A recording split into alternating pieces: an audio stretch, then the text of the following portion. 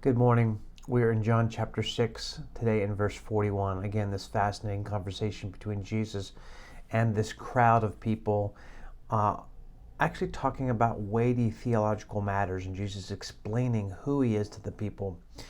Remember, this is all around this concept of Jesus as the bread of life, and he says now, John says now, at this, Jesus talking about the fact that in Jesus is eternal life, and it's his job to hold those that God gives him, and that he'll raise them up the last day. We read this. At this, the Jews there began to grumble about him because he said, I'm the bread that came down from heaven. Now, what are they grumbling about? Well, it turns out that many knew Joseph and Mary, the town he was from, and they're like, wait a minute, Jesus from heaven? He's not from heaven. Jesus is from Nazareth. We know his mom, his dad, his aunt, his uncle, his stepbrothers, we know the family. How can he say I came down from heaven? Here's Jesus' answer. Stop grumbling about amongst yourself. No one can come to me unless the Father who has sent me draws them, and I'll raise them up the last day.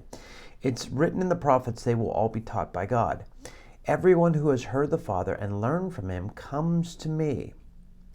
No one has seen the Father except the one who is from God.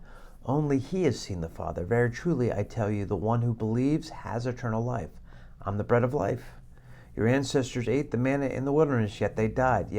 But here is the bread that comes down from heaven, which anyone may eat and not die. I am the living bread that came down from heaven. Whoever eats this bread will live forever.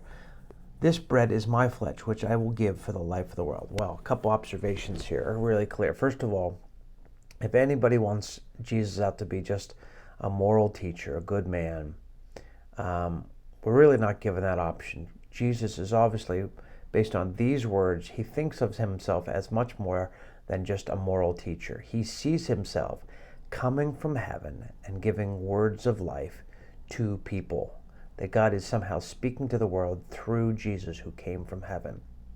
So Jesus is really building up to, in this chapter, this place where some will find these words too hard to receive. But Jesus doesn't back down. He doesn't obfuscate. He doesn't soften his words. He says, here is the bread that comes down from heaven, which anyone may eat and not die.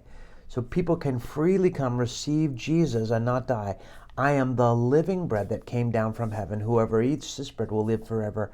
The bread is my flesh, will I give for the life of the world. Now, obviously, we can give a little grace to the crowds because this statement wouldn't have made any sense. But afterwards, as John's just telling the story of the gospel, we see just another layer of Jesus understanding that his life was the mission of God for him to lay down his life so that others could respond to the message. And so Jesus is now the bread of life who lays down his life for the sake of the world.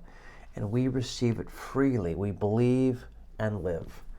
And that's what we celebrate on Easter. So enjoy that thought today that through Jesus now we are alive to God. And that life starts now, eternal life starts now and bleeds into eternity. Grace and peace to you.